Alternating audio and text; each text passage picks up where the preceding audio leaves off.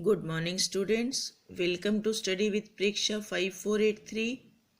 आज हम आपके लिए लाए हैं कक्षा 6 पृथ्वी हमारा आवास में सामाजिक कार्य पुस्तक में पाठ 2 ग्लोब अक्षांश एवं देशांतर। कार्य पुस्तिका में ये पेज नंबर 64 पर है। इसमें सबसे पहले आपको ये एक चित्र दिखाया गया है और पूछा जा रहा है कि ये किसका चित्र है। तो ये चित्र ग्लोब का है। आपके मास्टर जी ने या मैम ने क्लास में आपको दिखाया भी होगा। ग्लोब क्या है? ग्लोब हमारी पृथ्वी का ही नमूना है। जैसा ये दिखाई देता है, वास्तव में पृथ्वी हमारी वैसी ही गोल है, सिरों पर से पिचकी हुई और बीच में से उभरी हुई। इसके आकार को हम भूआभ कहते हैं। क्लास में सभी ग्लोब लेकर देखो हाथ में। इसमें अलग अलग रंग दिखाए गए हैं।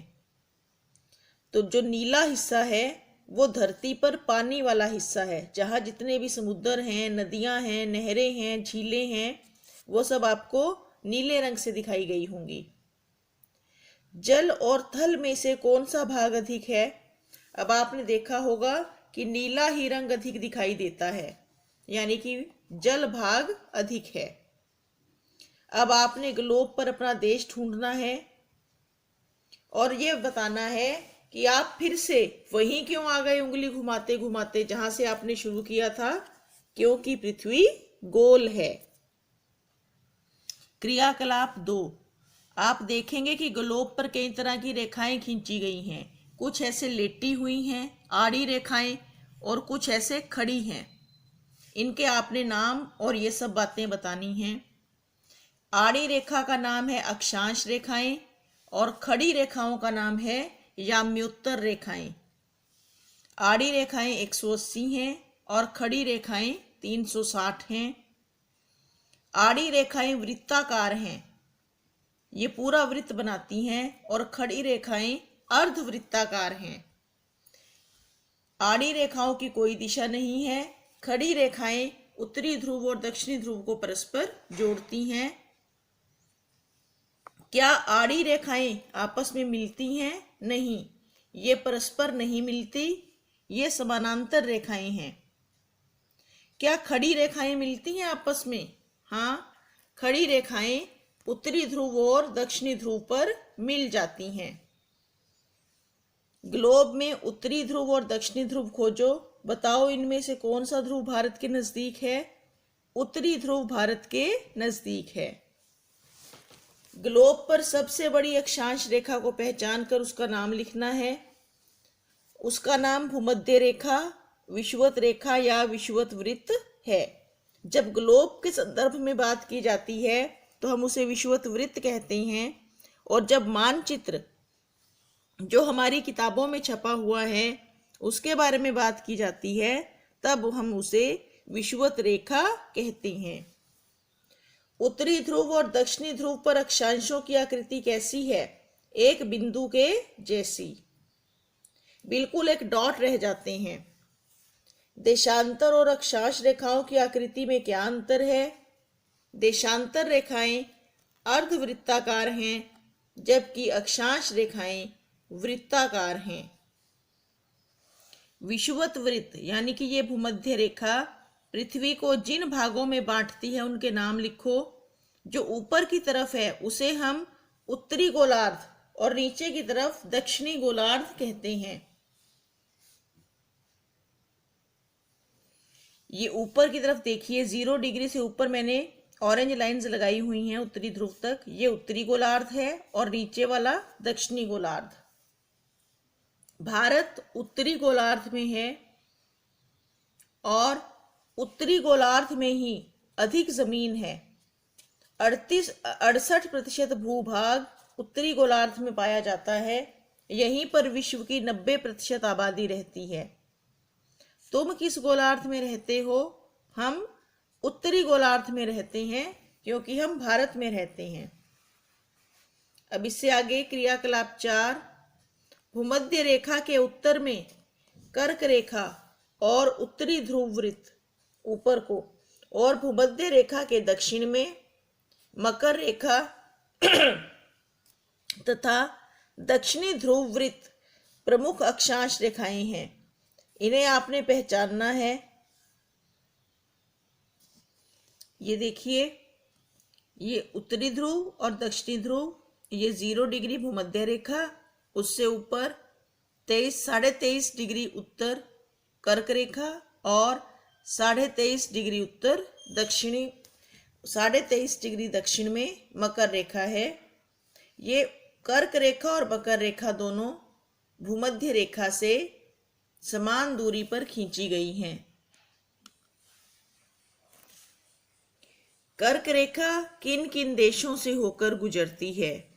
भारत, अफ्रीका, चीन, संयुक्त अरब अमीरात, माली, मिस्र, बांग्लादेश, ताइवान, मेक्सिको, सऊदी अरब।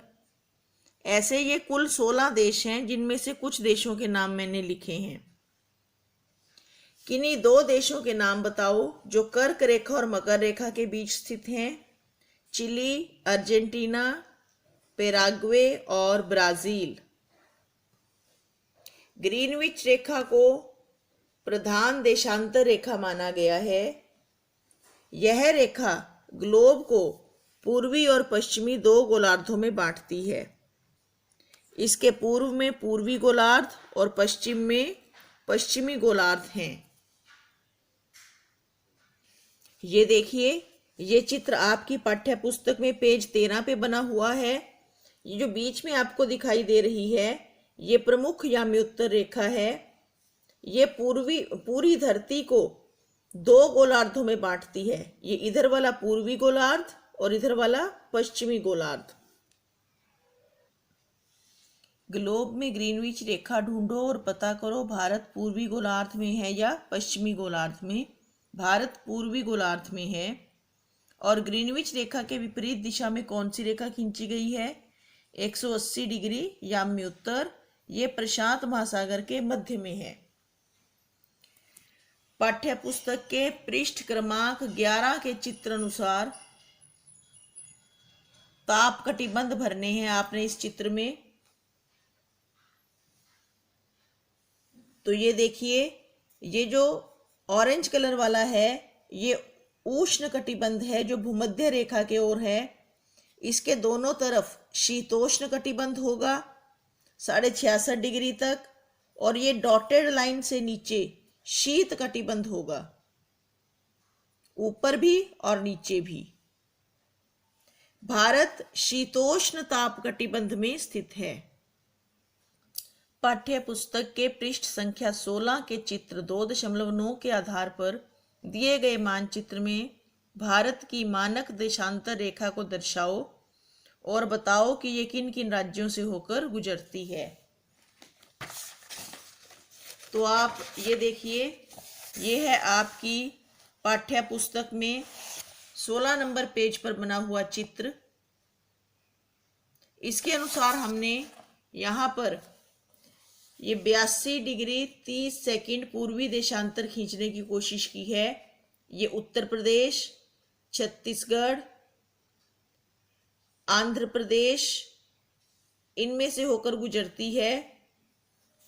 उत्तर प्रदेश, मध्य प्रदेश, छत्तीसगढ़, उड़ीसा और आंध्र प्रदेश,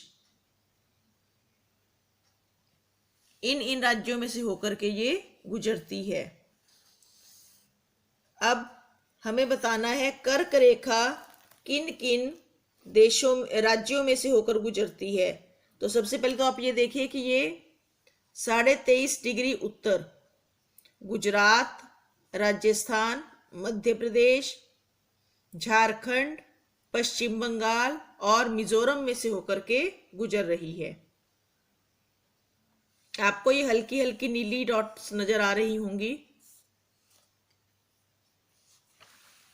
अगला प्रश्न, हमारे देश के लिए अलग से मानक रेखा क्यों खींची गई है? क्योंकि हमारा देश बहुत बड़ा है। इसका देशांतरीय विस्तार लगभग 29 डिग्री है। इसलिए यहाँ 2 सिरों पर स्थानों के समय में बहुत अधिक अंतर हो सकता था। इस अंतर को समाप्त करने के लिए हमारे देश में अलग से मानक देशांतर रेखा बनाई गई है। क्या तुम्हारे राज्य में कोई मानक देशांतर रेखा है? नहीं, हम भारत की ही मानक देशांतर रेखा को मानते हैं। ये वीडियो यहाँ समाप्त होता है। देखते रहिए स्टडी विद प्रेक्षा 5483 और हमारे चैनल को लाइक, शेयर और सब्सक्राइब करिए। धन्यवाद।